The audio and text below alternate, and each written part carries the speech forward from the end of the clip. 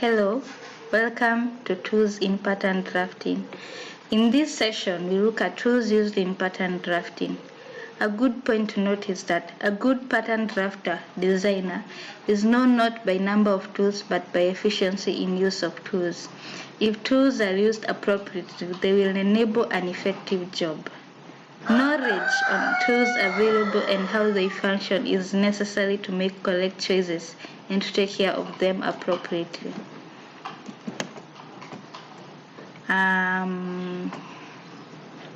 Amongst the tools in pattern drafting that you as a student is supposed to know is 1. Working surface. While drafting any pattern, you need a flat working surface. Ideally, it should be 90 to 92 centimeters. Any working surface is okay. A table, the floor, you can use anything. The second tool that you need to use is a paper. A strong paper is used for patterns. Parchment or a thin card should be used for blocks that are used frequently. Why should you use a thin card? Because these patterns, you always use them in every time. You always use them while drafting. You don't discard them unless they wear out. Therefore, it is advisable to use a thin card to avoid them from wearing out earlier or easily. Third, you need pencils. The appropriate pencils to use are hard pencils for drafting, such as 2H. Fourth, are colored pencils for outlining complicated areas such as curves, colors. That's why you need a colored pencil. Another important tool class is that you need fiber pencils for writing clear instruction on the patterns. We looked at the instructions needed on the next lesson. We look at instructions or labels that you are supposed to put on these patterns, such as number of cards or sizes of the patterns. These are very important, and without them in a patterns, one may not know what they are cutting or how many cards they are supposed to cut. Therefore, it is important to label your patterns, and we do that using a fiber pens. The next one is a rubber. Every designer, not just any person that draws, they have to have a rubber, because human is to error. You definitely make a mistake. Therefore, it's important for you to have your own rubber, especially in an exam room. The seventh one is a metric ruler. A metric ruler is any ruler, like it's a ruler like it's the 30 centimeters ruler. There is a difference between a meter stick and a metric ruler. A metric ruler is 30 centimeters, the one that you find in a set. But a meter stick, it's a wooden stick that it's marked using centimeters and inches, but it is wooden and it is bigger in size. The other ones you need to know are curved rulers for drawing long curves. Curved rulers are essential when it comes to drawing curves on your patterns, such as the hips curves, the sleeve curves. You cannot draw freehand, like the curves won't be smooth when you use freehand. That's why it's advisable for you to use a curved ruler. The next tool class is the set square. A large set square with a 45 degrees angle is very useful. Metric grading squares can be obtained.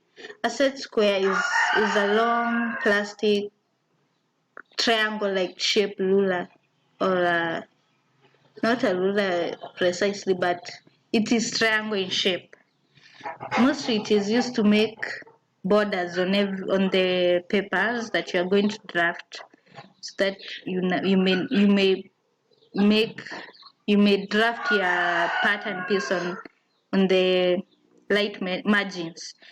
The other one is the metric tape measure. every designer has to have a tape measure. Tape measure is important for marking your measurements, the ones you took when you measured the body or your client. The next one is a tracing wheel to trace out the pattern pieces that you have. You need a tracing wheel to trace the pattern pieces on a new piece of paper, or if you need to, why do you need to trace it on a new piece of paper? Maybe you need to add allowances on your pattern piece. Therefore, you need a tracing wheel to trace the original pattern piece to a new paper so that you can add your allowances. The next one are the shears. Shears are like scissors, but they are paper scissors. You remember, you cannot use a paper scissor for cutting a cloth, and you cannot use a fabric scissor for cutting a paper. So use separate shears for cutting cloth and papers, as cutting papers will be blunt in the braids. The next one are sellotape, solder glue, and glue sticks. Class, you may find that while drafting, you may need to stick your original pattern piece on a new piece of paper, so that you can maybe, like I said, add allowance. Maybe you don't have what we call pins. You can use water glue or sellotape, and then you can remove later. The next ones are pins. As I said before, you need pins to hold your pattern pieces to firm, or maybe your fabric firmly to the pattern pieces. The next one is a quarter scale and a 1/5 scale squares. These are essential for students to record pattern blocks and adaptation in their notebooks. A quarter scale is very small, like it's have the measurements of a tape measure. So a quarter scale is easier. The pattern piece, when you draft a pattern piece using a quarter scale, it will fit nicely on an A4 piece of paper. Therefore, it's advisable for students to have the quarter scale when you're doing classwork or exam work. The next one is Stanley knife.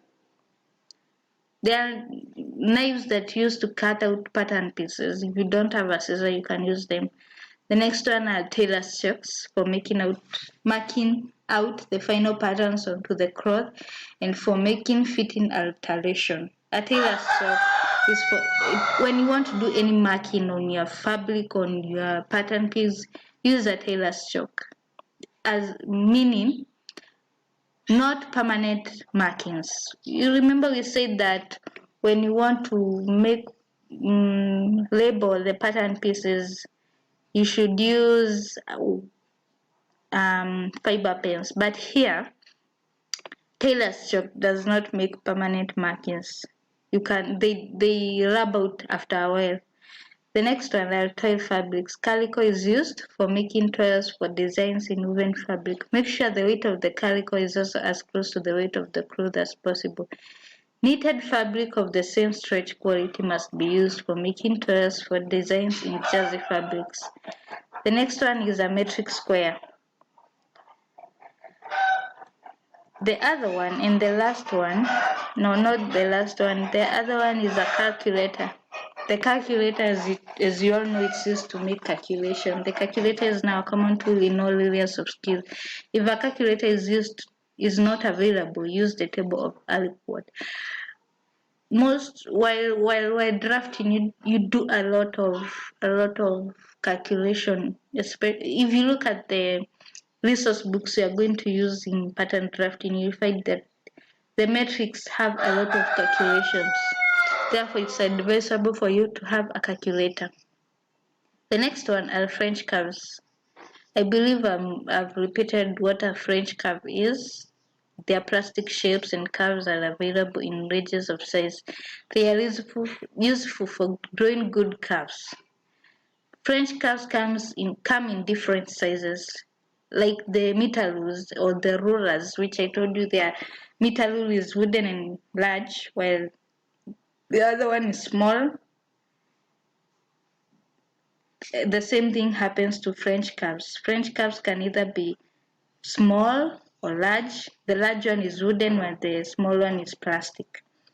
Pattern notcher is the next tool. This is the tool that makes balance points by snipping out a section of the pattern paper. Every pattern piece has to have notches. Therefore, you use the pattern notcher to make notches. The next one is a pattern hooks and pattern punch.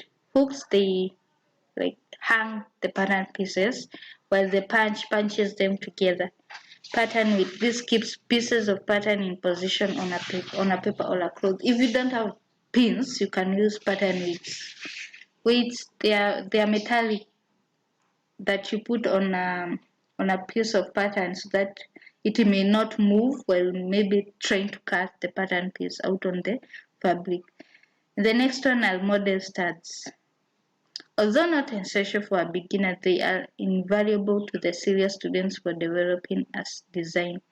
Remember, every time you stitch a garment, you need to press it on your model stud so that you can see if it fits or maybe it needs alteration. The other one is a computer equipment. This one is very important while doing CAD, computer aided design. Class, that's all I have today for you on tools and equipments in fashion design. So if you want to see, I'm going to advise you to look at the video below to see all different types of tools used in pattern drafting, so that you may have a visual view of how they look. I'm going to leave you an assignment, and the assignment is explain 5 types of tools that are used in pattern drafting, and the assignment carries 10 marks. So I wish you well. Let's meet each other for the next class.